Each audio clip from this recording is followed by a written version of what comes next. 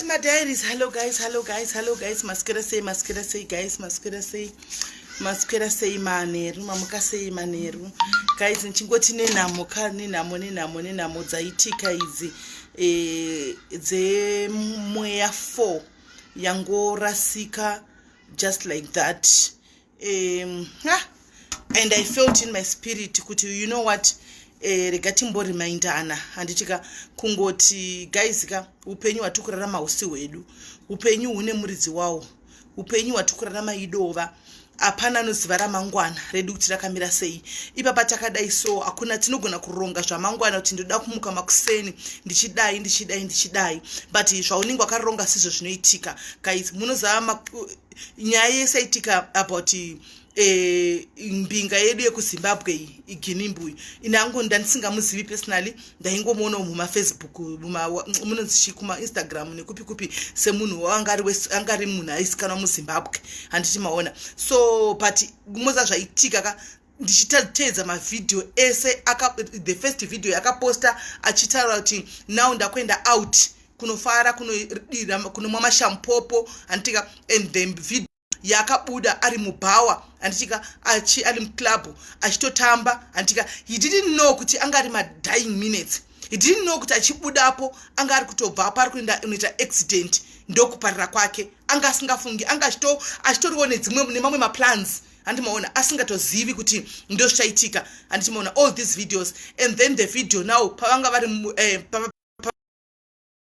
just like that handiti maona. So guys, ndabatika ndarwadziwa, ndambofunga ndikagara pasi ndikafunga saka what are we doing, tikuitei pano pasi. Saka Mwari, for the first time today I questioned God, ndikati nai Mwari uyu munhu handimuzivi, but rufu rwake ka ndofunga chanyanya kundirwadza ka ndechekuti mavideo ayatanga kubva paakabuda muyadhi make achioneka kuti ndichamboenda kunofara anditika achizodza kuti ndodzoka nguva dzakati, ndikazoona mavideo ari mubhawa asina chaari kufungira kana chaari kuziva, ndikazoona mavideo anditika ave pakutsva andimaona. So for the first time I questioned God, ndikati but God ka life yatikurarama iyi life rudzii, upenyu watikurarama chimbori chii, tiri kumboitei pasi apa, chii chiri kuitika, upenyu idandaro, zvii zviri kuitika. Uyu munhu had plans, uyu munhu anga akatorongawo zvimwe zvinhu zvanga akaronga, uyu munhu maybe anga handiziviwo kuti imagine nemusikana anga aripo that mona I think kuma rimwe zuva ndakatokomenda picture yake or so, ndaona akagara asina kupfeka like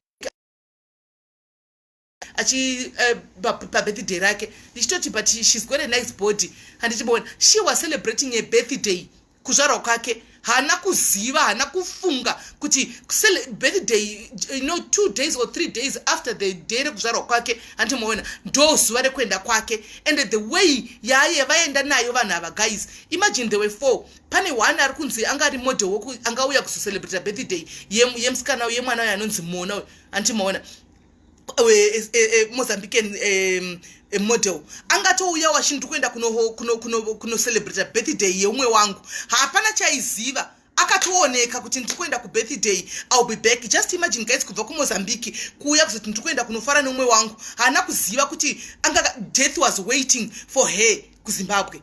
Then poita another guy aripo yanga ari kunzo kuMalawi oyo, maybe vese vana vangu vatoti tikuenda kucelebrate, apana akaziva kuti that was the last day. Dei vaiziva ingadei maybe pamwe vakaavoida zvinhu zvese izvi animoona, pamwe vaidei vakaavoida kunwa vachidriver, pamwe ingadei vakaavoida vakagara mudzimba, pamwe kuMozambique ingadei akagara kuMozambique ikoko. But munoziva kuti death it's one thing chatakavanzirwa naMwari, chatakaudzwa neBhayibheri chako chokuti chero chikaita sezvimwe sendingakuudzai, but rufu chachero ndichakuvanzirai animoona. Takuspekulata right now kuti video yakaitwa naMona ndeye last year paiti I felt like I was drowning and what not, it was that video ndeye last year, ndakaiona last year kuInstagram anditika. But takuspekulata kuti mamwe angakufila kuti ndoda kufa kana kudi, all those are now speculations, the truth akuna noziva, rufu chakavanzwa guys andichimaona. So it kept me thinking, even when I'm in church nasika ndandakabatikana zvokuti people could see kuti I was not myself. Ini ndiri munhu ari bubbly, even muchechi ndiri munhu anotaurisa anomaona, ndiri munhu kuti pakangonzikana kuti testimony ndota number 1 kuenda kunorumbidza Mwari kuti ndoda kutenda Mwari nezvakati. Nhasi I was down to the point yekuti ndabvunzwa nevana about 2-3 kuti are you okay, ndikangoti no I'm fine, but pane zvinhu zvandiri ngofunga, ndagaya ndabva ndinyatsofunga kuti saka ipapa ndabva panapa tasimuka kuti enda kuchechi uko kuchechi ko messages ngosho kwamuri guys kuti mele hakusisina aita exit achienda kuchechi asvira ipapo afira ipapo apa ndasenda taura kuti no budisai kana kuti matemba chadzoka chibika matemba iri tadzoka azvichaitiki vari kumbaninga vakamira vachiti munhu ari kudzoka kuzotibikira dhina munhu apachina konzi uyai mutore zvituna guys nditanga kufunga even hama dzemwana uyu dzamuona vabereki vamuona uyu vachiudzwa kunzi mwana wenyu atsvira motikari vabereki vemusikana ari kumozambiki vachingofonerwa just like that kungoti mwana wenyu atsvira kuzimbabwe motikari kana mukomana yanga aripo ane vabereki baba vaginimbi chaivo chaivo handika vachingonzi mwana wenyu anonzi atsvira kuningirikiri guys munhu anenge achitombonzi arwara zviri nani munoti azorora takamuona achirwara antimaona not zvokungonzi hanzi munhu wese ndofunga marwa neshoko muchimuka makuseni kungonzi munhu aita accident makuseni apachina right asi sezvinei ndabvunza I questioned God but still you can't get any answers hauna maanswers aunowana andimaona kuna Mwari and we don't have the right to question God. Who are we to question God? Because Mwari ndova maruva vaona vakakodzera kuti vatore tingataura zvakawanda tingataura zvizhinji zvinotaurika nevanhu venyama tirano venyama miromo yedu inodya sauti inotaura zvakawanda but we will never know the truth. Only God knows the truth. Azvichabetseri chero tikaspekulata kuti chii icho tikati kudii azvichabatsiri. Ndabva ndagaya kuti alright nguva yatinospenda handichika tiri mukati mekurarama zvichida padani next door yako chayamboona namutaudzani zvichida padani mwana wamai vako cheche mune makore amutaudzani zvichida padani mai vako cheche mune makore amutaudzani. Life is too short to keep all this grudge. Tomorrow tanzi anichazotaura navo ndozotikana naenda kuZimbabwe pana December ndonogadzisa relationship yangu navo. What if you don't make it muna December? What if you don't make it muna December machona? Because our tomorrow is not guaranteed. Tomorrow daizikanwi tiri kungorarama drama guys zvakaitwa kudhara kuti tichimuka makuseni unenge wakatoronga maplans ako but Mwari anogona kungotwista maplans ngoti izvo wakaronga hazvisirizvo. Hanimaona how many people vari kufamba nema-accidents vasina kuzvifungira akatoti ndimirirei ndiri kuuya ndosvika nguva dzakati instead yekuti vagamuchire munhu vanogamuchira mapurisa achakusara kuti uyai muidentify body. Handi ndanyatsa kufunga ndikafungisa ndikati this is vanity, all this is vanity. Nyaya yekuswera tichivhairirana, nyaya yekuswera tichishaimirana, nyaya yekuswera tichitukana, nyaya yekuswera tichichinyirana, nyaya yekuswera tichiti nhinga akazodai. I don't know hangu handizivi hangu kuti kana une munhu unenge wakamboshaudhana naye kana wakambotukana naye wakabatana naye grudge kana kuti wakamboita zvinhu zvakaipa zviri deep wonzwa kuti angofuma akafa just like that, how do you feel? Handizivi hangu. Ndachibvunza mubvunzo iwoyo kuti alright for instance ndine vanhu vandinenge ndinavo andika vanenge ndakakonana navo katakatukana mungave mukutamba mukufamba umu akandibatira chigumbu munhu iye andika ndakakuti ndakamuti sorry but hana kundiregerera handiti ozonzwa kuti ndafa anoti toko waro zvamuwana here kana kuti anorwadziwa. Andichimaona I think guys let's learn to live in peace and harmony.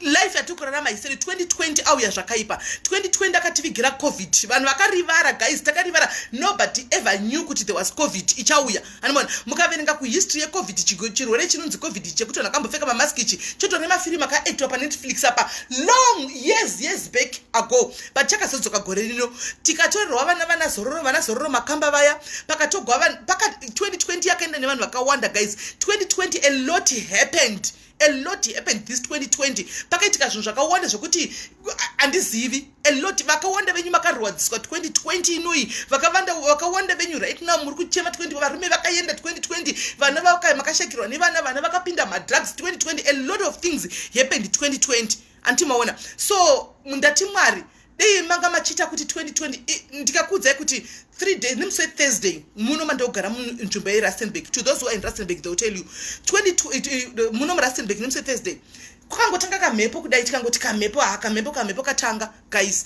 Mhepo yatanga munozwa kuti ndine video it's just that video dzaingotora tiri mumba animaona but vanhu vakawanda vakarasikirwa nedzimba dzavo vanhu vakawanda vakarasikirwa nemotikari dzavo kwakatinga kudona mazi eyes akadona for 2 good hours maeyes akakura kudai zvokuti motikari yanga isiri mugarage yese handika dzese mota dzakapondoka kuwira munozati mafiber mota dzaita kuwira mukati kudai so vanogara vamwe vedu havasi fortunate enough kuti vanogara madziro vanogara mimikuku anti munozvisiva mazenge aienda dzimba vanhu vaita kumira kudai so property ita kutorwa mvura yakana maice blocks yakati mvura yakamira I think yakatanga kuma-6 ikamira kuma-8 mvura iyoyo but ari maice blocks kuita kunge snow for the first time maswimming pool kupfachuka kuzara muri kunzwa takamuka mangwana iri Friday muri kunzwa kusvika kuma-10 masichani maziningikiri masiaice aya achingovepo antimaona ndoda kuti muone impact yazveve nayo zvakaita mayadhi miriwo yatatakarima maborerwa yakaita kutotanga kudzvara kuti 1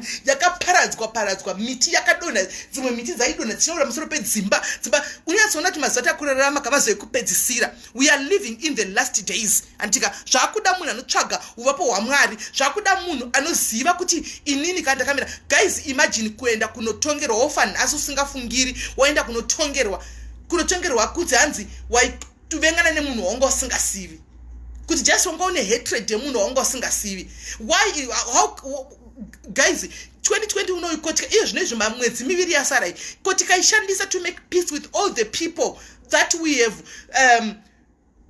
crossed the lines with zvinenge zvakaipei. Let's make peace guys with our parents, let's make peace with our sisters, let's make peace with our neighbors because patakuendaka kwatakabva ndokwakure kwatakwenda ndokwawa padhuze chokwadi kuchawanikwa tichimuka makuseni kumukira kuti ndiri kuda kuenda ndida kuenda kunoshaudhana naningi ndida kuenda kunodena ningi ndida kunotsvaga kuti ningi aposta chii kuti ndimutore. That does not nhasi ndafungisa ndadzikisa pfungwa dzangu ndikati maybe I don't know maybe zvakuendawo nekukura nekuchembera andimaona but ndadzikisa pfungwa dzangu ndikati but is this worth it?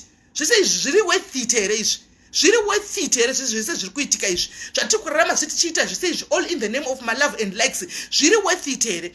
Ko hunhu hwedu takaisa kupi? Unhu hwedu takarasira kupi? Ko rudo rwedu rwataenda rwapakutanga takarasira kupi? Takaisa kupi rudo rwataenda rwapakutanga? Can we not go back there and live together antika as brothers and sisters? Can we not go back together and mend our relationships and vanamai nevana? Apasina, these are the signs of end time. Kuswera nemarimwe last week a video trended yevanasikana. That was to me when I saw that video yevanasikana kuti ndiri small house yasoko small house yashumba small house yani ndakazvitora as a joke because vaingotaura mitupo. I took it as a joke kuti avana vari kuzvifarira havo vanenge vakoriwa handimaona vanwa zvavo mhamba dzavo vakoriwa vari kwavari kokoko vari kuzvifarira havo vari kufadza handimaona. Then pasina 2 days boom takunza kuti one of the child angaripo antika one of the kid angaripo one of the ladies anwa mushonga just like that afa. Yesterday nhasi makuseni I saw a video of another man achimwa mushonga pa live come on guys, look at everything that is happening. Tasaimona zvinhu zvese zviri kuitika mufunge taritsa it's not normal kuti ndobaya live button I come here and I tell you kuti mosati nokuti ndaramka ndoda kutofa izvo zvinoda kutomwa. It's not even normal but tazviona zvichiitika pa live tazviona tichiitika pa live. Mwana yo ari kuchema bereki mwana yo ari kuchema right now antika simply because a video maybe whoever leaked that video akatobudisa singazivi kuti ndopa zvichasvika kuti mumwe munhu anogona kutobatikana nemwe nzira pamwe akatongolikisa vachitongoti toda kungoenda ovharira zvakaita vasikana veJohn Vuligede vaya vakangolikisa video yavo yavakatambaka and they went viral vakati tamari nevidhio iya. Maybe vakabudisa that video vana vaya vachitotambaka vakabudisa video vachitofunga kuti maybe tiri kuitawo video we want to go viral. Ameno zvaive zviri mupfungwa mavo whoever leaked that haana kuziva kuti zvaatoita izvika akonzeresa rufu rwomwe munhu coffin romwe munhu vabereki vemwe munhu right now vanenge vakagara pamatress vachichema mwana wavo nekuda kwethat video handiti maona. Handizivi kuti chiri kuitika chii guys but I think it's high time we have to go back to the drawing board and let's introspect about our lives antika patinowanikwa tichipinda muyamya tichida kushaudhana tichidzurana tichitukana tichita sei antika tiri all over the place antimaona kwese tiriko all for the wrong reasons antimaona. Guys, is it really worth it? Is it really worth it?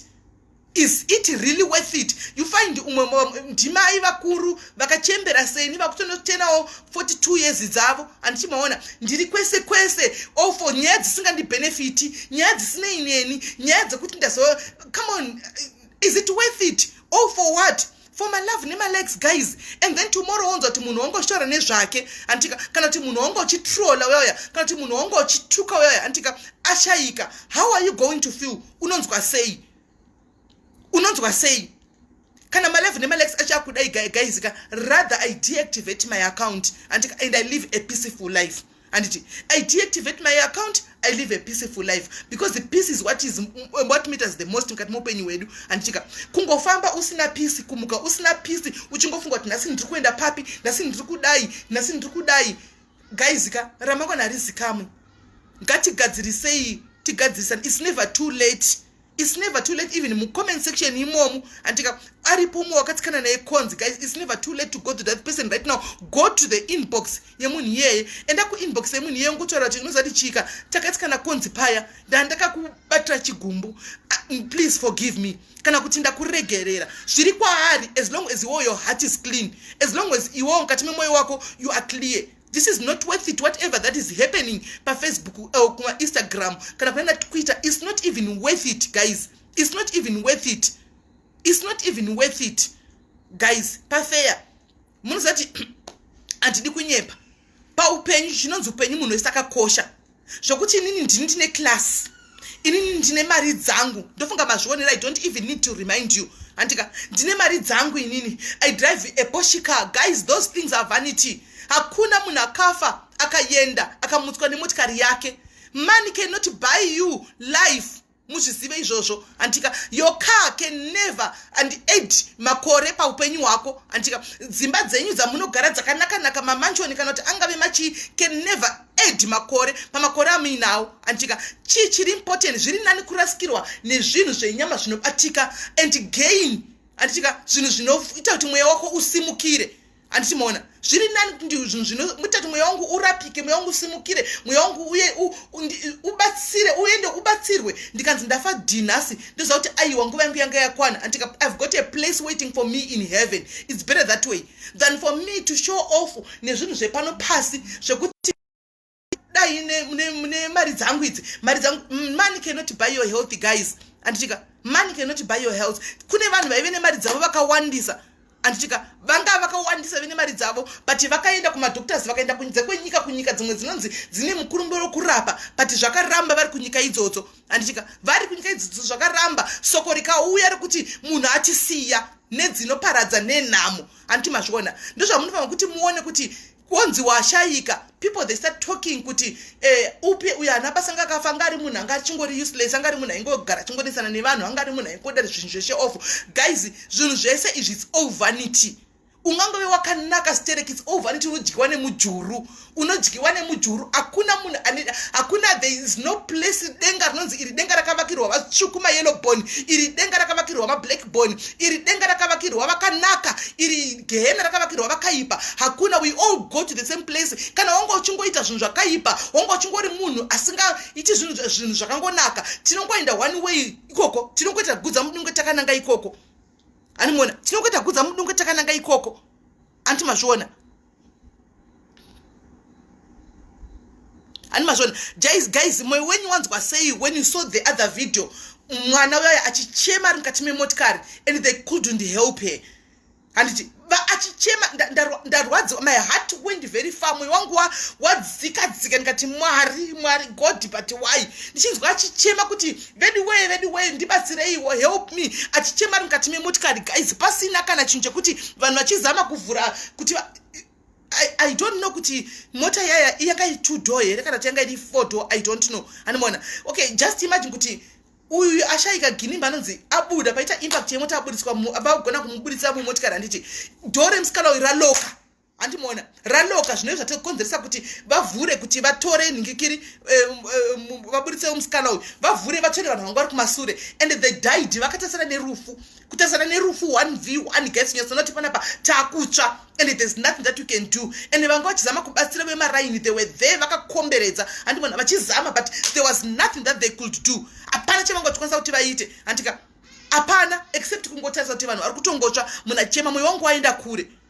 Mwoyo wangu waenda kure. Ndichiona achichema ari mukati mevachinzwa noiza achichema achitima itomubatsira sei dhori kuramba kuvhurika. Umuchinzi kune mwe anga achizama kubatsira azotsva ruoko apesera atiza. Anomaona mwoyo wangu warwadziwa, guys. Ani mazviona. So very weka ini ndangoya nekuzotika, it's not zvatinoitirana, it's not even worth it. andika it's never too late. Let's reverse everything andika it's never too late to repent. Repentance is for every day andika it's never too late to repent. Let's repent and live in harmony and in love andika nyaya kungofunga kuti every day makuseni. Let me talk about Meli. Doctor about Meli. I'm giving my example even starangu because maybe ndikataura the next person adokutaura sarake ndida kungotaura about Meli every day. Ndida kuzotsvaga kuti aita sei and then what and then what and then what and then zvichakubatsirira kuti uwedzere makore kwekurarama because watsvaga kuti Meli yazodini wabhadhi wataura nezvake wararama nezvake waona zvaadya kumba kwake waona tsoka dzaari kufamba nadzo kuti ane tsoka dzakakura kudai wamuona tani zimhino rakadai wamutukira minako and then what ndiani akafa. Ndakubvunza mubvunzo wandikati ndiani akafa akati ini nerunako rwangu ndatorwa nengoro yomoto ndakuenda kwangu ndoga. Vakafa vacho vanonzi vakanaka vacho vanonzi vakashata vachona ndofunga tinenge tiri munzvimbo imwe chete. Denga ndofunga right nauka rinotogona kuve rakatozara nevamwe vanhu vakashata pachiso apa pakuumbiwa apa handimaona vakanaka izvozvi right now mweya yavo iri kushushikana. It's not even worth it zvinhu zvatinoitirana guys. Let's try to change our ways. Nzira dzedu dzatinofamba nadzo matauriro edu atinoenda nadzo handimaona. Unotonyatsoona even mukutamba matinoita comment inonyorwa nemunhu. You look at the age yemunhu. Munhu ari kuma 40 munhu mwakutopinda kuma 40 something comment yake chaicho inoti but okay mandimaya ava comment yavo 40 something writing this kana almost 50 putting a comment like this. Saka all this saka tikuenda kupisa nyika. Where are we going? Atisisina that ubuntu, atisisina that unhu, atakungoti chero as long as taramira kufadza vanhu vasingatizivi, as long as taramira kufadza vanhu kuti avatizivi kana kuti avadai so, but in the mystic of creating more friends you are creating more enemies. I don't think it's worth it guys. I don't know, I'm not telling you what to do andika I am not telling you what to do. Mozart ma screams and dance gwayaka inini achandihaunta for quite a long time truly speaking. Achandihaunta for quite a long time because ndayatsogaya kuti alright ndinenge ndiri ini dora lokeka kudaro utoona kuti moto uri kutouya uyu ndikutongotsvira pana pando pekupesera hauna chawataura kune vadikani vari padhuze newe anti ndokutopera kwazvo. What was I going to do? Unofunga zvinhu zvakawanda handi mazviona unofunga zvinhu zvakawanda mukati memoyo wako. Ndikurangana nemusi Thursday, is it Thursday, Friday makuseni ndakamuka makuseni. I took my kids who were going somewhere out of town anditika inini nevana vangu 3 tikuenda somewhere else anditika takudzoka late manheru I think kuma past 9-10 kwakwasviba anditika takudzoka tatopinda mutauni muno kuti takutopinda mutauni munomu. There was a truck ranga rakamira paside andizivi kuti munhu wetrack chichakaitika up to nanhasi I don't know.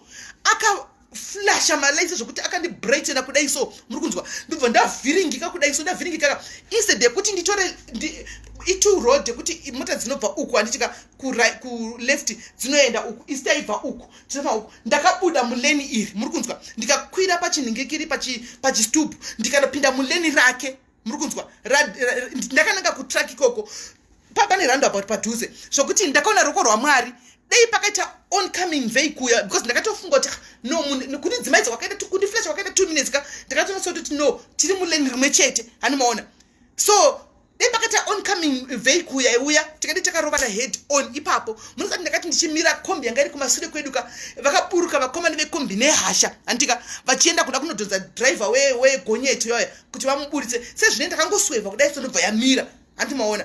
And lucky enough lasina singamhanyi handimaona ndaifamba zvakanaka takabva tangomira handimaona wegonye takati azviona akatofunga kuti paita accident akabva sunza mota vakomana vekombi kwabva takotomutevera handimaona kuti what was that we were doing murodhi matinofamba guys tinofamba neshe dzaMwari.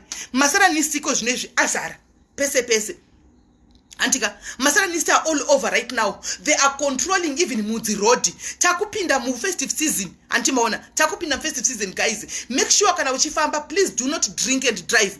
Don't drink and drive kana mchifamba please. Kana waona kuti waenda ku function wakorewa newawa rather kana usina pekurara paka pa garage pinda pa garage paka pa garage urare ipapo anditika and then mangwana doro rapera womuka makuseni wofamba musafambe muri under the influence of doro anditika musafambe muri under the influence of anything chinodhaka because a lot of things the devil has come to achidominate even mumastreet akazara. Achakonzeresa muchaona November December imomo muchaitika zvinhu zvakawanda. Gore ra2020 harina kumira zvakanaka. Handimaona gore ra2020 harina kumira zvakanaka. Handitimaona unenge wasarigwa ne5 days kana kuti gore ripero pine ra2021. A lot of things are going to happen. A lot of things are going to happen, guys. So zvimwe zvinhu zvinogona kuavoid kaka ngati avoidei. Musafambe makanwa muri under the influence, please. Anditika ngatingodzisai kuti kana waona wasvibirwa uri kwauri rara ikoko, find a place. Kana wanga uchinwa kana wanga usingadi even vari kupinda murodhi yekuti I want mota yangu iyi machine unofamba. Anditika ndakabata mushini pano ndiri kufamba ne200 kilometers murodhi mune mweya iri kufamba iri kutenderera yakawanda. Anditika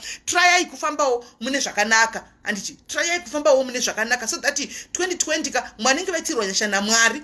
Kuona wapinda 2021 unongoti Mwari kudzwai Mwari. Unotendawo Mwari kuti aiwa Jehovah ndinokutendai. Asi zvikurukuru zvandiunza pano ndezvekuti mararamiro atiri kuita, magariro atiri kuita hazvina basa. Tichisangana paFacebook kudai tatove neukama chivakuru vanotaura kuti hanzi gumbo mutsvairo vagoti upenyu ivhiri rinogona kurasikira kwausingafungiri mangwana. Handimaona ndisingafungiri kudai. Handimaona ndinogona kufuma mangwana ndakaenda kuCanada. Who knows? Kana kuti munhu ari kuCanada anogona kufuma kada South Africa munomu. Who knows? Antika takabatana chigumbu otadzairi tudzairi kubatsirana just because paFacebook. Ndofunga Facebook inonzi it's all for socializing. That's why Zuka achibloka zvisina basa. We are supposed to be socializing, but instead of socializing we are now falling apart. We are now going apart. People are now going apart. It's now a playground for the devil. Yekuti tiurayane, titsondane, tidestroyane, titesei. All for what? All for what? All for what? It's not kwandiri hangu, it's not worth it. Kwandiri is not even worth it. Saka nangoti vedu weka ngatidzokere parudo rwedu. Rudo ndingoyeudzana kuti upenyu hwatiri kurarama hushoma nguva yatiri kurarama idiki haisi nguva yedu.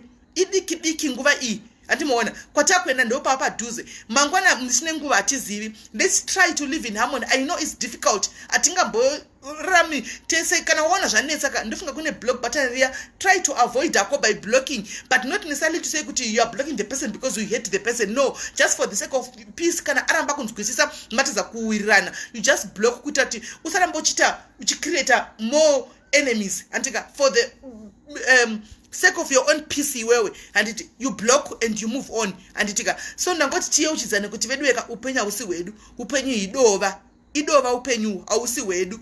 Upenyu hune muridzi wawo. Hakuna nezara mangwana zvokusora uchavhairana. Unoona munhu achivhaira nefoni. Ndakabata ifoni yangu iyi ndo foni yangu andichanzaka kanonzi kachi inonzi Huawei P20 ish.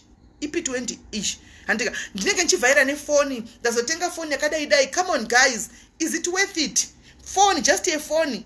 Is it worth it? Do you know kuti in the midst of kuvhaira kuti ine phone yangu inini yakadai so inodhura iyoyi phone yangu ye50,000 kana kuti ye70,000 iyoyi kuna mumwe mwana anogona kutonopinda munhu zvisina kumira zvakanaka nokufollowa anenge achikutarisa achitoti ndoda kutengawo phone iyoyo kuisana pressure nezvinhu zvisina nebasa rese, zvinhu zvinodarika, zvinhu zvisina kwazvinotisa. I would rather eat my vegetables guys but ndine peace of mind. I would rather be me guys but ndine peace of mind. I would rather be ne iyo P20 yangu but ndine peace of mind. I would rather be myself but ndine nyaya competition yatiuraya, nyaya kuti handidi kukundwa, nyaya kuvhairana, mweya wokuvhairirana guys, mweya wokuvhairirana ngaupere, mweya wokudzikisirana, mweya wokutasirana pasi ngaupere. Takafanana, we were all made in the image of God. Takafanana, we are all made in the image of God. Hakuna munhu akasikwa nemufananidzo waSatani. Hakuna munhu akasikwa nemufananidzo waSatani. Ngatirege kungoramba tichingori vanhu vanongo vachingoda kutaura kwasina kuswera. Munozati Zuka makwana anogona kufuma akati Facebook ndavhara button. Akusisina chinhu chinonzi Facebook ndavhara button iri guys, but tave vavengi hazvireve kuti ukaenda kune munhu wakakonana naye ukanoti ndinokumbira kuziva mhosva yangu kuti wakapusa kuti waita gwara. Hauna kuita gwara, hauna kupusa. Andimaona, but you are doing it for the sake of your own peace. You are doing it for the sake of your own self. Iwewe pachako kuti urarame nepeace. Hazvireve kuti ningori gwara just my cousin andizivi hangu ndakukangasira papi ndakukumbira regero ndinoona kuti hauna kupusa, hausi gwara, and hauna just do it whether kwanzi wanzi gwara kana kuti wanzi kudi hazvina basa, but as long as iwewe inside of you now have that peace. inside of you, you now have that peace. Where there's not aurika, you cannot control what people says, you cannot control what people thinks, antika. But as long as iwao pachako, une peace yako, antika, unotorara, antika. Guys, ndoda kuti mudzichidzidzo ichizo ngachidzisei ginimbi kadungure, may his soul rest in peace. Andizivi kuti right now makonti make asiya mari. One thing that hangu zvandaifarira pamukoma pamurume uya mukomana wanje kuti anga sina show off zvake, angari munhu kuti aingoita zvaita kuInstagram, anga asina mbomona paitukana nevanhu.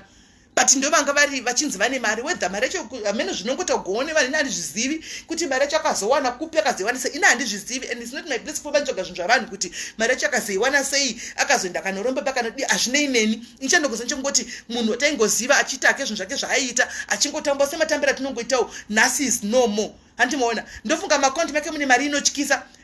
Imba yake chaichaiyo yaive nayo iya taiiona tese imba yake guys, taiiona paZimbabwe apa, taiiona sekudombosha imomo, taiiona imba yayo irimo yavanhu vaitoenda kunda kunoita tour yemba iya, handimazviona. Asi nhasi asara imba yaichapinda muguva here, hapana paichanopinda muguva. Achiri kurangarira ndine mberi ndarwadziwa guys, ndichimona chiswa mukofini remapurisa resimbi, kofini resimbi remapurisa, ndikati he kungoti inyama mweya hauchazivi inyama iyi. Nyama iyo yaigezwa neshampopo, nyama yaigezwa nemafumba anodhura, ichiiswa mukofini resimbi remapurisa. Mwoyo wangu ndabva nayatsofunga ngati mwarika chokwadi mari tinoda hedu kuti tirarameka, but zvinhu sezvika is vanity. Apinda mukofini remapurisa chero ozonotsvagirwa ke kofini rakanaka neyekufamily, but panguva ino atopinda kaum guys, achibuda paFacebook sezvo akayanikwa sezviya zvaka, munozati ni mwoyo wangu waenda kure. Akafukidzwa mashizha guys, pashekwa munhu auya neblanketi uchirega ndifukidze blanketi, ndofunga mamake mune mablanketi asingaiti, ndofunga mamake mune majuvheti asingaiti, but panguva yezvaitika iyoka pashaya kana mumwe munhu asimudza kana blanketi kana chii anga akavharwa neshizha. Let's make peace with God guys, let's make peace with God and repent. As much as right now we are confused with these so many prophets, men of God and what not, makati confuse men of God that chazivi vechokwadi nevefeki, asiwo kana kune mama prophecies zekuti kana achinge angouya usina kunzisenda usina kudii, there's no harm in just. Ndaona a video yapanonzi ende mukatera video yacho vatanga kutaura kuti handisi kuziva kuti igore rino here, it might be this year, it might be next year, it might be after 2 years, it might be a month from now. Antika asi zvinogona kuve moto, dzinogona kuve mvura, accident zvaitika, kana kuti zvinogona kuve mudenga. Vatanga nemoto iwoyo ndiwo vatanga nawo, and that's exactly what happened. Let's not try to kuti kana zvanzi hauna mari yawanzi wabhadhariswa kana kuti kungoteererawo zvanzi 72 hours dzekungonamata kungozviudza kuti Mwari uyu munhu waMwari, kuti munhu waMwari handisi kuzivawo, ndimi munoziva, isa hatichazivi, we are not confused, hatichazivi chokwadi nevenhema, but shoko rangosvikawo iri, Mwari ndakungomira panzvimbo penyu, pamwe zvavichigona kuavoidika. Because pana vamwe vanhu vazopindawo mukati memota iyi, vanga vasingafa hunge varipo, vanga vari pa-wrong place at the wrong time. Antimaona vazosvika pakuti vadi vabatanidzirwa nenhau yakafanana naiyoyi. Saka guys, zvanditi ndinongotika ngatingodzokerai padrawing board timbonyatsoongorora vedu vemachembere ma40 something and above years, munozvizivira tiri busy kuchidzira panotukwana nevanhu, panorwisana vanhu, panoita hondo, tiri number 1 kuisa mafaya, hatichazivi chinonzi vanhu. Unavowo vana vasikana, unavowo kuti mangwana zvinenge zviri kwako zvinenge zvichidai. So I mean I don't know, waungaudzako vanhu zvinhu zvokuti munhu anoita, but ini ndangotaurawo zvanga zviri pamwoyo pangu, zvanga zviri kungondinetsawo nangozvitaurawo kuti hazvichanyanyi kuita, hazvichanyanyi handiziviwo. And tese tiri vatadzi, hakuna munhu ari perfect, even ini wacho I'm not even perfect. Handika I am also the worst sinner, handimaona. But it's never too late guys kuti ugadzirise upenyu hwako. Tese tigadzirise upenyu hwedu, tese right now tigadze kuti Mwari, I don't need this. Do I need to have enemies really in my life? Do I need to have them? Mangwana wekuru kana ndikanzi ndarwara kana ndaita dambudziko kana ndadini ndinobatsirwa. Do I need this? Mwari imi misoro yenyu chero makatarisa kwamuri mugere pachigaro chechinyasha. Muri kundiona sei? Muri kufanana nere kana kuti muri kutongoona a lost somebody wakato muri kundiona sei? Mubvunzo wandazvibvunza. Doesn't harm just to listen sometimes to these so-called men of God, because I see mhosva yedu takonfizwa musoro navo nokuti variko vecho venhema, variko vanhu vakanyanya kuwandisa masivano, kozoti vechokwadi zvino kuti hakuchina, variko futi vechokwadi, asi ninyaya yekuti pamwe wechokwadi wacho munhu wekuti atofamba akapfeka ke tenesi awandika munhu wekuti haana kana mota handi mazviona atiteereri tinoda kuteerera vatinenge chitanzi maprofetsi ndo vanenge vane zvinhu saka mazvionera kuti material things ka haashandi hani mazviona haana basa pamwe ari kutoyazokuza profesa vakapfeka patapata pamwe ndiye cheche yatumwa namwari hanzi mwari vakapinda pavakambouya jesu vakapinda kune imwe imba vakakumbira tindokumbirawo mvura yekunwa vakanzi iwo takamirira muenzi achauya panapa tagadzirira tebhu andika iwo you're not qualified, you're not worth it kuti upinde ugare munomba tikupe mvura nekapi yedu. Havana kuziva kuti munhu angavashanyira iyoyo ndiye jesu angauya in that form akapfeka mapatapata iwayo vakadarikirwa nemakomborero andika because vakashora zvanga zvine munhu andimona vakashora zvanga zvakapfekwa nemunhu zvanga iri appearance yemunhu. Havana kuziva kuti jesu wacho ndezvauya. Jesu haana kuya nebling bling, haana kuya akati ndiriwe bling bling ndichauya ndakapfeka mabling bling kana kuti ndakadai so achangoya akazvipfekera mapatapata akapfeka madhende akachiti ndokumbirawo mvura yekunwa vakati ati kapu dzani dzandokupira mvura, kapu ipi yandokupira mvura antimazviona. So guys ngatingodzidzai ende mukasisa paaccident yazvaitika kuti vhitsi yayaka right now vhitsi inogona kuenda I don't know kuti yanga inogona engineer ndaona sokuti yanga kuti parare ikaenda kuna panobita noza zvaanoita andimaona vhitsi inogona kudzokera parodi andimaona inogona kudzokera parodi. Come on guys, just look at it. Vhitsi inogona kudzokera parodi ikanogadzirwa body rari kanoiswa body new one andimaona ikaniswa kana engine new one inogona kudzokera parodi. But sasa Rolls Royce yaya kuti zvaitika papayaka kufuta kusara ari mafuta kuita kabhora kudai so kuita kupetana kuita kabhora akadai so andimuona mota inodhura kudaro, mota yekuti ine mafasidi, mota yekuti hadzidoni zvekumhanya, mota yekuti hatsi mota yekuti haisi mota ine balance, haisi mota yekuti inodona zvekumhanya. But maona zvazvaita kavhitsi kasara kakamira karapa. And the worst part of it, muvhitsi hamuna munhu akuvara kana one kana afa, vangobuda muvhitsi muyamya vakarapiwa vakazvindira antimaona vanga vakadhakwawo vachigunzwa kwandaita muchinzi vanga vakamwira mwirawo andimaona muroisi muyamya inodhura animazviona mazviona kakuti hazvishandi zvokuti anzi tinovhairana kuti ini zvikazodai ndikazo hazvishandi guys, hazvishandi. Mamwe mashoko atinoudzana mamwe mashoko kuna mwana asina kusimba. Honai mwana akazviuraya ona ndichitaura uyu akatadza kuhandla pressure yepafacebook apa, akatadza kuhandla pressure yevanhu vakanga vachimuseka, akatadza kuhandla pressure yekavhidhio kakabuda animona akasvapa kuti let me end it all. Vanhu vashoma vanogona kumiririra achiitwa zvese trolling yese bullying yese and everything akamira kudai so vashoma vanozvigona. Vazhinji vanopesera ngoti gandisiyane nazvo andimaona because I've had enough andimaona I've had enough. So guys inini handinangu mashoko akawanda ndizvanana nangu yandizodi apana munhu afa wemuvhitsi, apana munhu afa, tikutandara guys. Mukangoziva kuti ndikabaya live button ndiri kutandara, mukaziva kuti the next person womwe anofanira kubaya live button umwe celebrity akabaya live button muri kuenda kunotandara. Mukaziva futi zvekuti umwe celebrity zve abaya zve live button muri kuenda kunotandara. The problem we are taking it personal, and in taking things personal we are doing it the wrong way. We are going kusiriko, we are taking the wrong route antimaona. But zvisinei each to their own anditika munhu nemunhu denga munhu nemunhu nedenga rake kana kuti negena rake antimazviona zvinenge zvakamumirira antika. Asi zvino mashoko unogona kungozomafunga rimwe zuva kuti but kuna vamwe mbuya vakambotaura mashoko akati antimaona. Asi hunge waitirwa nyasha dzokuti ugone kuzofunga mashoko iwayo antimaona. Mofunga kuti ginimbi kana kune vanhu vaimutsiura ambofunga mashoko kuti ndakambotsiurwa.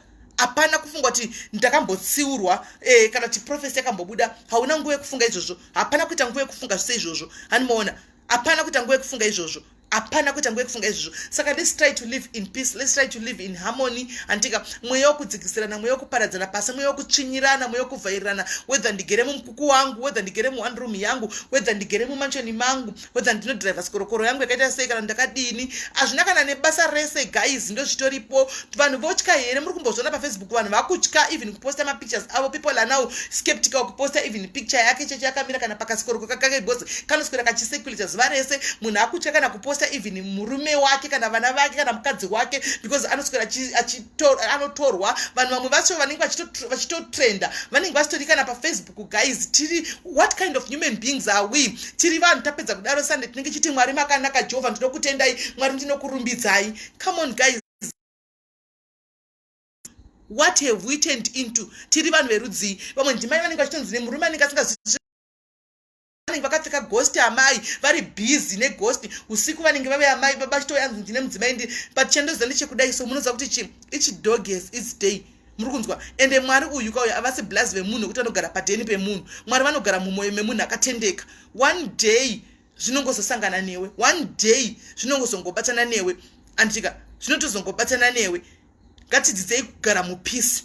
Ngatidzidzei kugara murunyararo. Mukoma Masimba zvamuri kuita is not even good. We stood by you Mukoma Masimba. Andika pamakatanga imimi Mukoma Masimba muchitanga kurwara, muchitanga kuenda mustiti Mukoma Masimba, we were there for you. Vanhu vakatituka, vanhu vakatinopenga, vanhu vakatirima asilika enyu.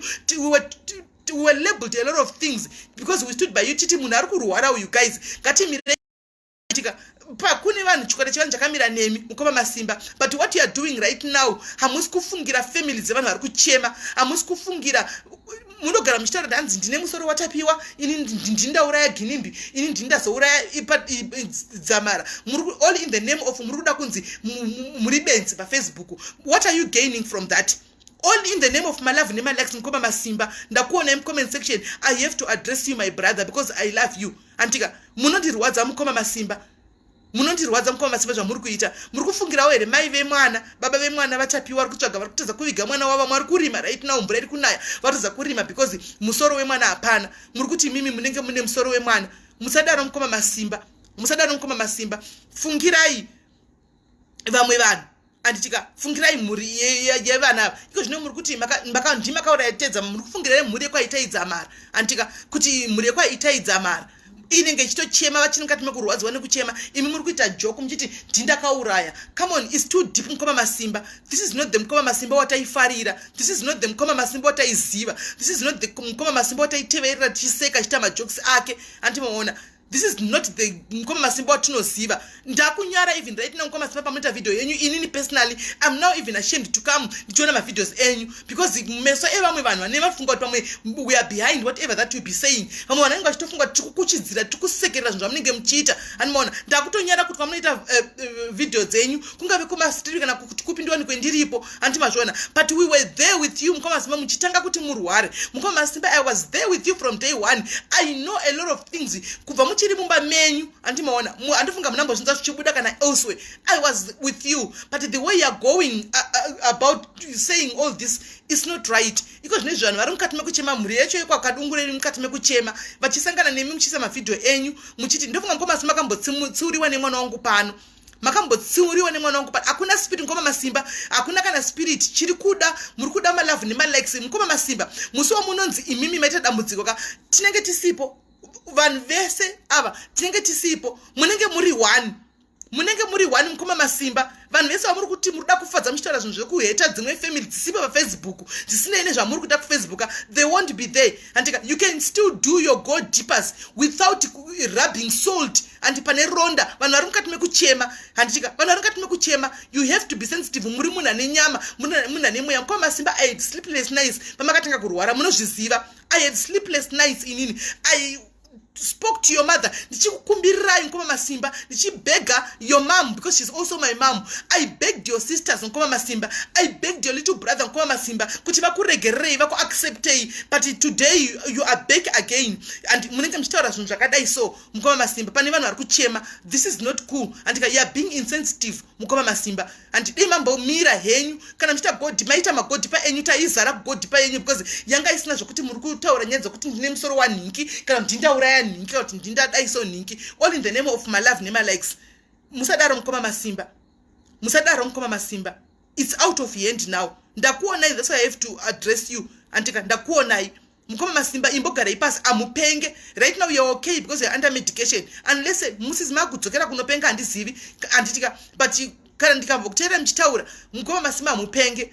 Amupenge Mukoma Masimba. Imbogara ipasi mudzokere back pa drawing board kuti is this the Masimba kaenda here kulodi Malvern uya antika imbo imagine kuti Mukoma Masimba don't do it, don't do that, it's wrong zvamuri kuita. Hakuna spirit of god tipa yakadaro. Is ameno andizimi. I know kuti muchanditira live, ndozviziva kuti muchanditira live, ndozviziva kuti muchanditira live mapedza pano muchanditira live makaisa caption Insta rangu antika if it makes you feel if it makes you feel sleep well at night, if it's gonna make you feel superior kuti muchanonditira god deeper yacho kana muchanonditira video endai munoita. But Mukoma Masimba the truth shall always be the truth. Zvamuri kuita zvakaipa antimaona hamudi kutsiurwa tsiurwai tsiurikai mukoma masimba tsiurikai tsiurikai tsiurikai tsiurikai no but there has to be somebody anofanira kumutsiura vari kutozviitisa mukoma masimba as much as vachirwara but right now vakuzviitisa ndo zviripo mwoyo wenyu wave wedomba ndisiti mwoyo wenyu wakaita sei zvichatimanikidza tichikublokai manje handimaona zvichakumanikidza tichikublokai mukoma masimba tichikufarirai asi tokubloka yedu because munenge makungoti pamasvika pese muchasara musina kana munhu guys nesiwo guys patinoona masimba uyo achiita zvinhu zvake zvekutaura nyaya dzake dzekuti ndauraya nhingi ngatirege let's not go there ngaaite one viewer yake ngaashaye maviewers ake ikoko kanenge achiita zvinhu zvake because tinonoungana kwetino achiona masei vanhu aya anobva afunga kuti zviri kufaya antimazviona so guys indangoti ndiyo yangu kuzotaura kuti guys let's go back padrawing board ngatidzokeranej inini zvakare handizi kuti ndeke chi100 kana che8 mucomment section arimo mumwe munhu wakatokonana naye munoziva kuti the first thing that I did today ndaitei pandafunga kuti this is not worth it zvokusara tichidididi ndadzokera back kublock view kwangu ndikati kuna mwana ndakabloka because of macomments what not it's not worth it we can still fix it I unblocked those people. I did unblock those people. Guys, in comment section, munozivana, kutukana kwenyu, kukonana kwenyu, mungawa mukufamba pa, muzivani, mukurarama. Nyaya inogona ngo-create kwa, nyaya inogona ngo-famba, ende nyaya create kwa ya famba, nekupusa kwenyu, ichokwadi, inyaya ichokwadi, hakuna vile venraona, hakuna pattern shwastare munu hapa. Anti mashona, just go back to that person and say, you know what, my sister, takambukona na opaya, I am sorry. Inini pano pa life, ndakuto shitra pano, kana uri po pano, yes Lynn, kana uri po pano, antika takataurana mukutaura mukonana, tika didu kandibata chigumu, please, from the bottom of my heart, I am saying, antika, I'm sorry. I am saying I'm sorry. Andisina nanchengeta chigumbu. Inini personally andisina nogona chengeta chigumbu. Anchengeta chigumbu. Ndakakumbitaura kudhara. I've said my apologies so many times. Kana uripo comment section anditika unoziva kuti wakatadzirwa nameli anditika andiri pano please all in the name of peace, all in the name of God, because God is love. God said we should forgive one another, we should move tiri muspiriti mwechete antimaona. Please forgive me. I know kuti these people might be many. Ndogona kutadza kuwa macho kutokangana vari kwa mwe ndakatoendera vakawanti one day my inbox but ndogona kukangana. I've led by example. You can still do the same. Andika I've led by example. You can still do the same. Andika you can still do the same. Endawo kune munhu wakaita zvawakaitira and then you di wotanga kuita ochi wotanga kuitawo zvinhu zvakadi zvakanaka. Vanhu vakatoti andikoni kuti ningi because vamwe chanditova sivi hanimaona but inini hangu ndapedza if you ever know kuti God does exist and God is love and God says we should love one another and we should live in harmony and in peace and you are a child of God and you are a child of God. I just said and in an umbrella word, I am sorry.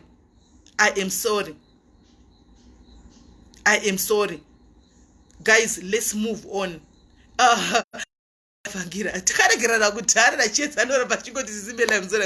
Cheza is my sister. I love her so much. Thank you, Sis Mamomrosh. Thank you. And also, Mamomrosh, I have forgiven you as well. I've forgiven you, my sister, as well. Takata Zranami and you, but I've forgiven you too, as well. And I've forgiven you. Guys, please, let's move ahead. Let's go. Hande kumberi. Antika, no upenyu wedu, idandaro, upenyu idova, mangwana ndinofuma ndakanza kuti Mamomrosh. Antika, Hans, I know you. I don't hold any grudge. As I said earlier on, mukoma brain zavasi, muri munhu mukuru. I think ngatege kuti tite kunge tinozodawo attention too much. You are my brother. I don't hate you. And I don't keep grudges. Antika, the fact that ndakatokubloka ndakatona kuti kuramba nchitara nemi kunotonetsa tinzwisisani antimona. But one thing that I respect you for is you know God. Mukoma brain. You should be the first person ngati bakataka kuti ndakuregerera iwe meni ndisati ndatombotaura pano because imene mtaingofuta tinambotukana edu but taingopindura zvokungoti taingove nemuono yakasiyana pazvinhu zvedu. Miono yedu yanga yakasiyana. Andimuona miono yedu yanga I hate you. I don't have any beef with you. You're my brother. I love you and no beef, handisi munhu webeef, handisi munhu wekuti ndogona kuti ndiite nhikikiri. Ari kupi Mukoma Masimba? I think we need to block him now. Ari kupi? Tichimublock hedu kana ari kuramba achingodaro. Where is he? Let me see where he is. Mukoma Masimba. Right. Mukoma Masimba, sorry yenyu, we have to block you for now. Momboenda kunotambira kune mama page. Page redu harisiri kuda kuzorwadzisa vanhu panapa. Handika hanzi kuregerera in advance. Thank you marvelous. Thank you. Ndizvo chaizvo. Mukoma Masimba ndatokubloka imo mbonotambira kune mamwe mapage panapa. I don't think kuti right now nezvamuramba muchingoita hatisi kuda. Hanzi time to reurura mwana weIsraeri kuti upone. Time to confess reurura. Ina ndachandoreurura because ndoreurura kuti kudi. What should I reurura? Ina I've said to people that I've told on Facebook. Andika I said to people that angawanda ndakatsamwira ndo akantsamwira ndakatsamwira I'm sorry. Akakantsamwira wonti noti ruregerero. I've got nothing to reurura. Because if this is my video ikuda ndechi 10 kana 15 chingoti wandakatadzira I'm sorry. Wandakatadzira I'm sorry. Apana chandinoreurura. Inini kana chireurura I repent to God. Of which I've repented long time to God. I said, God, you know what? This is me. I come antika in the full force of your humbleness. Ndayapamberi also when you ndakatadza. I said a lot of things. I did a lot of things. Mwari ndiregererei. God, please forgive me. Andichika ende Mwari antika vakabva vatongondiregerera same time ipapo same time. So ndiri kutaurawo kwamuri imimi mucomment section. Imimi muri mucomment section mamwe acho maghost accounts trolling people over things that you heard. Hauna mbokanganisirwa nomwe munhu mucomment section, but wakaona mumwe munhu bro wako achinyora kuti ninga akandidai ende wakanohakira ukatenga kuti ningi ndomuvenga ningi ukatenga kutobatsira some of you guys. Ndima ndikutaura navo. Inini I've made peace with God. I've made peace with so many people long time ago. I've made peace with God. It's up to, I don't know. Animaona. Sorry is enough chete. Animaona. So guys, ndapedza hangu. Mara kuitire zvakanaka. Tosangana mangwana. Andichika No. I think we need to block him now, Katie, because it's page redu harisira izvozvo. Katie, as much as I love you very much, my sister, but this page is not for that. Anjika, it's not for that. Page redu is a love page. Anjika, thank you, Charlie. DP Charlie. Yes, of course, yes. Yes, of course, yes. Panakatanga kuti ndakutosiya zvana mvenge kwenda diaries. Siya vana vachitamba kuti I tried to separate kuti mi vadiki musareko. Ndosaka mchiti tikavharwa tokuvhurirai kuti mutambe ikoko motisiyawo isusu tiri kuno machemberi. But still munongofarira zvatinoita, munongotevera tikwanise kudzingai. Antimaona munongotevera tikwanise kudzingai. Nesuwo kana tisina zvokuita utongouyawo maposta tinoona kuti aya atitiri tingodarikawo zvinotitirawo tinongodarikawo because andina kudzwa nemunhu ndakudi. I sat down on my own and said this is not me. Kwandakuenda all for in the name of love and like this is not me. Animona. So Mukoma Masimba tichazoku unblockai kana maita munhu anditika iye zvokuita admin womvenge andizivi Mukoma Brian. Kuna munotaura na Brian sister wenyu ndivo vanogona kukudzai. Munotaura na Brian sister wenyu kana nana McDonald ndo vakabata maki. Inini ndikavhara cheni ndinongovavhurira ndoti ndakuvhurirai. Animona. Animazvona chete nyanyi kuti ndofunga munotoona makomment ndogona kuenda kana chipost changu chiri fani ndotorova pasi ndokana chivideo changu chiri fani kuti museke andikande post yemunhu andikande post inotuka munhu andikande post inobhula munhu andikande post inotrolla munhu andichika mukanotaurana na Brian ivavo ndo maadmin eko vakadzibata from what I know nana McDonald ndo vane choice. Antimazvona pano ndine vanhu vakuruwo madmine panapa I chose kuti toda vanhu vechikuru vanhu vakuruwo vari pano ndivana mai vakurukuru vamunoti Mother Way Diaries vaya ndo madmine ndinawo pano vana Mother Way Diaries vaya nana Father Way Diaries vanhu vakuru. Antimaona because zveduwo anzina Dichali. Now I know Dichali when she was young. Dichali I know Gaya D Gaya ndo I know you uchirika diki ndokuziva wona ndakuenda kudzana nenyaya dzisine vanhu dzako nichi come on that's not me. You know me.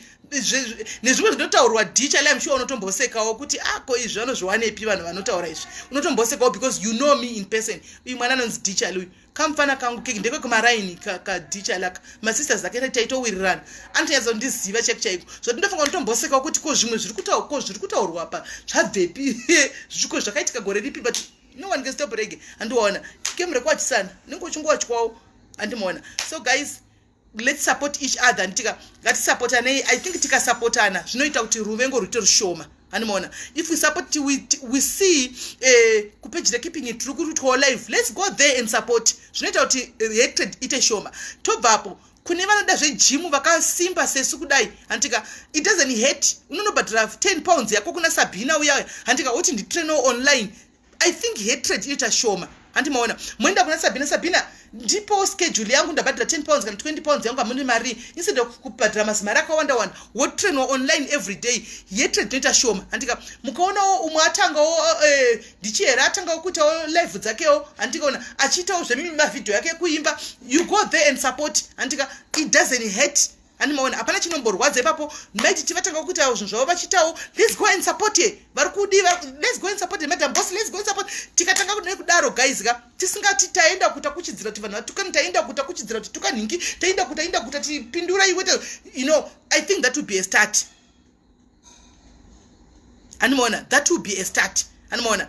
Just kukangoziva chinangwa chokuti I'm just on Facebook for entertainment. Uyatanga entertainment ari kujaiva hande tinoona chijaiva chiseka chifara tobvisa stress tabvapo. Uyatanga utodai ukaona panotukana vanhu kana uchida kunofarira kunoona vanhu vachitukana unongonoonawo noti kuenda kunokuchidzira chisakomenda kuti mutoke yatsa kumuparadza andizozivi hangu andimaona. So guys indangotika ndogumira hangu ipapo. Mwari akuitirai zvakanaka, mwari akuropafadzei anditika muve neusiku hwakanaka. Tobatsana mangwana anditika tosangana mangwana. Tine vanoda kubatsirwa sidiaries tiri vekubatsira vanhu anditi tine vari kubatsirwa vana chitaura navada kubatsirwa vari kuda kuuya pashow mangwana murume nemukadzi anditika. Anyway ndavaudza ndichazvidzokorodza mangwana varipo ndavaudza kuti pashow munenge muripo pashow because kuya palive ndikati let's tell your husband the truth kuti kuda kuya palive andika ex husband anyway. Saka vakati vari kudo vachauya vose mangwana time inenge iripo yekuti chi varipo vose murudo nokuti nyaya dzinogona kumwe dziri sensitive anomaona pamwe exactly one tizotuka tizodii batanidza mangwana make it or break it mangwana but mangwana we have to make it has to happen not kuti